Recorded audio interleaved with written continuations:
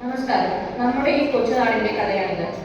വഴിത്താരകളിലെ മാലിന്യങ്ങൾ എങ്ങനെയോ ഒരുമയോടെ നീക്കം ചെയ്യാം എന്ന് നമുക്കൊന്ന് കണ്ടാലോ. അമ്മോ, ഇവിടെ വല്ലാത്ത നാറ്റം. ആരാണാവോ ഈ വഴിയിലൊക്കെ പ്ലാസ്റ്റിക് വലിച്ചെറിയുന്നത്? എനിക്കും പഠിക്കാൻ തോന്നാതെയായി.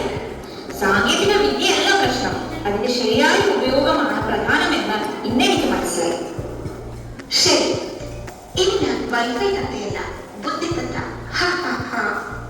ഫോൺ നല്ലതിനാണ്, ബുദ്ധിയുണ്ടെങ്കിൽ ബുദ്ധിയില്ലെങ്കിൽ നാശമുണ്ടാക്കും.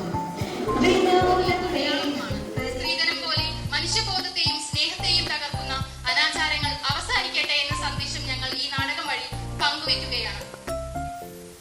കഥാപാത്രങ്ങൾ: അനു, വധു;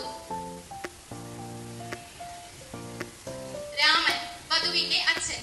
ഇനിയും നമ്മൾ മൗനം പാലിച്ചാൽ ഈ ഭൂമിയിൽ നമ്മുടെ തലമുറയ്ക്ക് ജീവിക്കാനാവില്ല.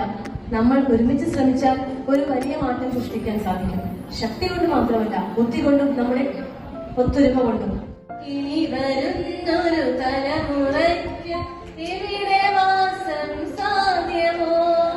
ഇവിടെ വാസം ഫലം ചെയ്തില്ല, പക്ഷേ മാജിക്കിനായി ചിലത് ശരിക്കും സംഭവിച്ചു. എന്നെ ആരാധിച്ചാൽ ഇൻസ്റ്റാഗ്രാം ഫിൽറ്ററിന് പകരം ഞാൻ നിങ്ങളെ വെളുപ്പിക്കാം. ഫെയറി, എന്റെ റാണിയെ ഒന്ന് വെളുപ്പിക്കുമോ? എനിക്ക് റാണിയുടെ കോൺഫിഡൻസും സന്തോഷവും നാച്ചുറൽ ഗ്ലോയും പകരം നൽകണം.